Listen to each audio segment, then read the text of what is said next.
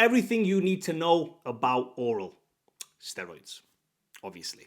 Right, let's get kickstarted with oxymetholone. The Oxy 50s, they used to be called Nat 50s, but then later on, so I used to think these were called Nat 50s, but then someone told me that Dball was actually called Nat 50s, but I don't know, we used to call them Nat 50s. I don't know why, we just did. Oxys, oxymetholone. Anyway, the number one oral steroid out there for adding size, strength, bulk, fat, and all sorts of stuff. Whatever if you want that size, this is the go-to steroid. But it doesn't come without its drawbacks. Now, the drawbacks in fact, you know what? Let's talk about the positives first. Let's talk positives, then we'll talk about the negatives and the side effects about it. So the positives, if you are a newcomer, then, I mean, look, first of all, let me just, disclaimer for everybody. Let's just take a break. Disclaimer. The disclaimer is this. This is not advice for anybody. This is just light-hearted fun. That's all this is. I'm just throwing out some ideas here and there. Stuff that you generally don't see on Google, that you don't really read on Google. I'm talking about my own experiences with some of these steroids. Some I haven't taken, some I have. So I'm just sharing my personal opinion on these. If you want to take this and try what I'm saying, that's all on you. But this is not to be taken as advice, and this is not to be taken lightly. These are very dangerous things, of course. Steroids, what the hell are you guys doing even watching this video? Right, now let's get into it, steroids. Okay, so oxymetholone. If you are a newcomer and you want to feel steroids, if you want to know what steroids feels like, and you can't wait for the 3-4 weeks of taking test and amphe, you don't want to wait for the sustanon to kick in, you don't want to wait for the decade to kick in. If you want to know, if you want a fast track in steroids, you want to take some oxymetholones. 50 milligram, one a day. That's all you need. Now, I know people do high dosages of that. I'm not here to promote anything. 50 milligrams is all you need. 50 milligrams is the maximum I've taken. And I'll tell you one thing. I have felt the absolute strongest on oxymetholone. When you take oxymetholone, you feel untouchable in the gym. Everything is firing. Your joints are good. Everything's lubricated. You're bloated. Your face is like this, like a balloon. All the caps fit my head perfectly when I'm on oxymetholone.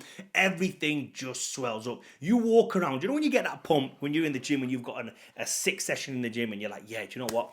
I feel good. It was a good session today.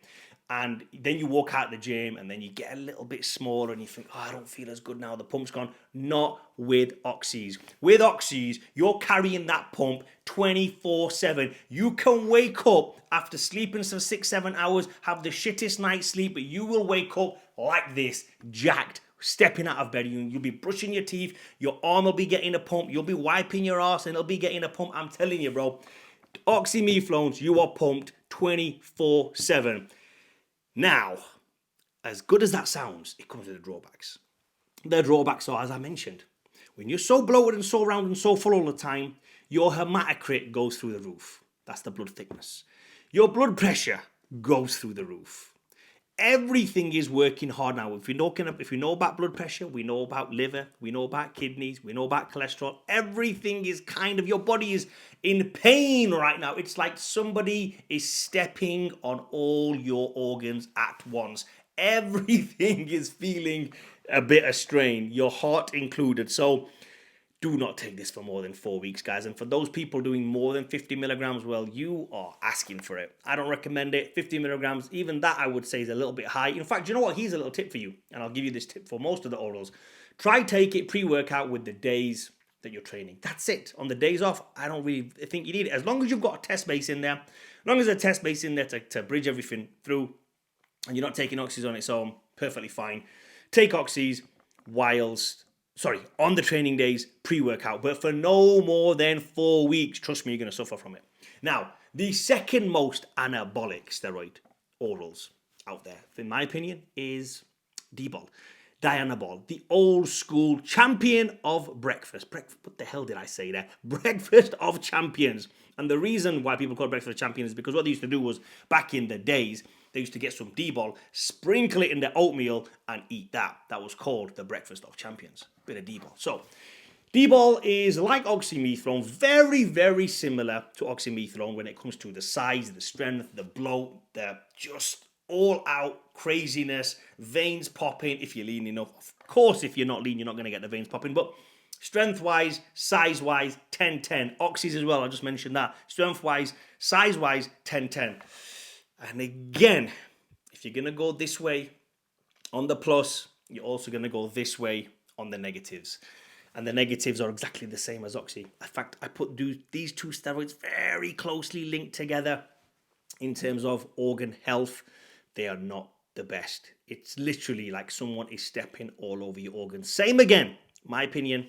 20 milligram pre-workout is all you need. Now, the difference with oxygen and Dball is that you can find dosages in less. So you can find 5 milligram tablets. When I first took Dball, I took 5 mg tablets. You could even get the 10 mg tablets afterwards. And now I know you can get even 50 milligram tablets. I don't recommend that. If you're going to take 50, just do the Oxy 50s. But with Dball, you can get 10 milligram. And I don't know where that has come from. And you can get 10 milligram. I would split that dose up.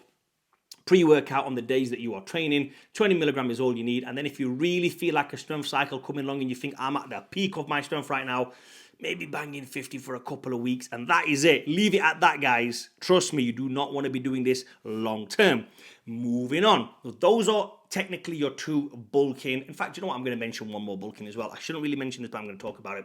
Halo testing. I'll be straight up. I don't know much about this other than if you want to chuck acid on your insides, take halo testing. That's all I'm going to say. It is great for strength, it is great for size, it is great for blow, and it is great for aggression.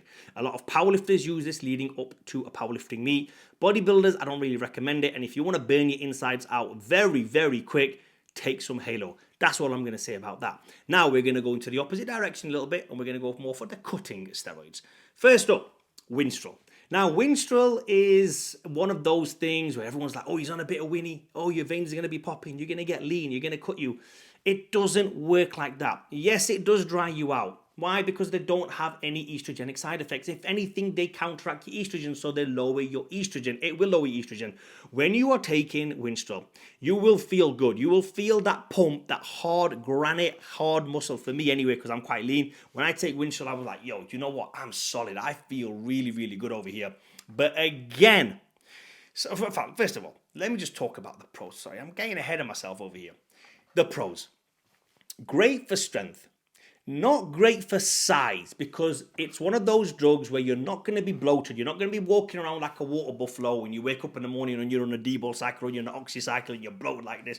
It's not one of those drugs. It's a nice drug. It's a nice steroid, but the problem is you can't take it too long term. 4 to 6 weeks maximum. 20 to 30 milligram pre-workout, that's what I would recommend. If you want to take it every day, you can also take it every day. Now, this used to come in as an injectable as well. Why and how? I don't know why people used to take that as injectable. It's the worst thing to take as an injectable. I remember once, yes, I did it once, buying Zambon. They were called Zambon. They came in a pack of 3, liquid. It was literally oily. No, it wasn't oily. It was water-based Winstrol. I think they were Spanish. They used to be manufactured in Spain back in the days, and you had to inject the water inside you. When I put that in my arse, bro, it was killing for weeks, not days, weeks. I thought, never ever gonna do that again. Why? When you can just take some Winstrol, and people have this thing, well, it doesn't pass through your liver so many times, and if you take the injectable, it's a little bit safer. Listen, bro, you don't need it. Take Winstrol 4 weeks, get your benefit out of it, and get it away from you, far away, because just like oxygen, just like Dball, and especially Halo, it is liver toxic. It is going to bring down your lipids in a hurry, okay?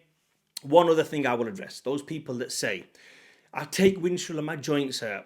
Trust me, bro. You ain't lean enough for your joints to hurt. Your joints are going to hurt when you're lean. And yes, if you take Winstrol, it's going to dry you out even more. So your joints will hurt. So you'll get the effect of my joints hurting because of Winstrol. But the truth is, it doesn't have any direct link to that. Joints are hurting because you're doing something wrong. I'm actually doing something wrong at a minute because my joints are hurting as well.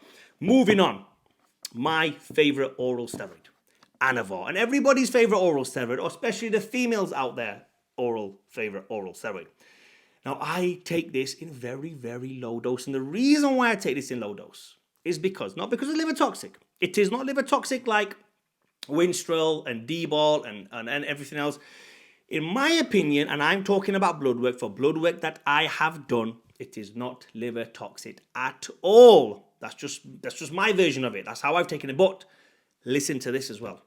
I only took it for 10 milligrams for 6 months. Did blood work at the start, blood work in the middle, blood work at the end. And guess what? My blood work was perfectly fine. It's as if I had just been drinking water all that time, because my liver profiles and my cholesterol improved a slight bit. So I'm not saying Anavar improves everything. All I'm saying is it improved for me because I was doing everything else right as well. But what I do know 100% as a fact for me, when I was taking Anavar, nothing came back funky. Let's just say that. There was nothing that came back. I mean, if I took oxys for 4 weeks at 50 milligram and I did blood work at the start, I did blood work at the end, I would be like, oh, yo, what is going on here, bro? There's something's going on here. What is it? What is going on? Oh, I'm taking oxys. Okay, that makes sense. You know, that's what I'm talking about. When it comes to Anavar, you could look at blood work and think, yeah, it's perfectly fine. There's nothing. What's the guy doing? Going in for a couple of jogs here and there. He seems quite healthy. Everything seems to be improving. Just kind of good blood work.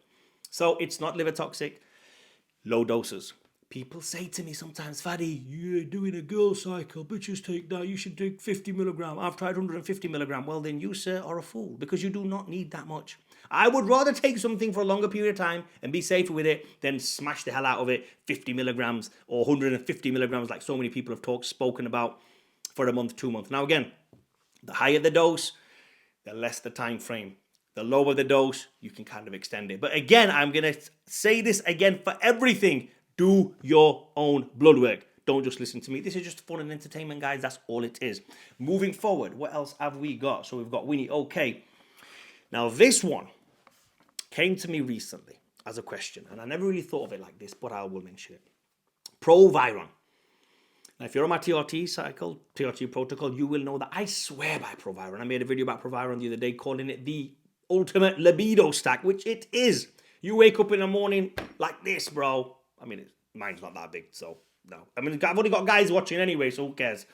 Who am I going to impress? But point is, it is the best, the number one libido stack out there. If you take Proiron, it's the best. But it's a steroid as well. It's a very, very low dose steroid. Even if you took 100 milligram Proiron, I don't think it's going to alter your testosterone levels that much. But I might be wrong. I've never tried it. I haven't done the research. So please don't hold me to that. But I just don't see the link. And then someone said, will it build muscle?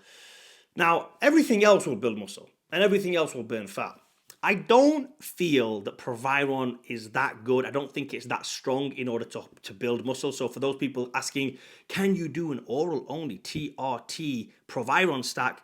No. Because if you're going to do it, you might as well take something like Anavar. If you're going to do a normal steroid cycle oral only, you might as well take something like Dball. If you want to add muscle, take something like Testosterone. If all these things are at your disposal, why are you taking something like Proiron? Don't think it's beneficial to take Proiron. And that's it, guys. Great steroid.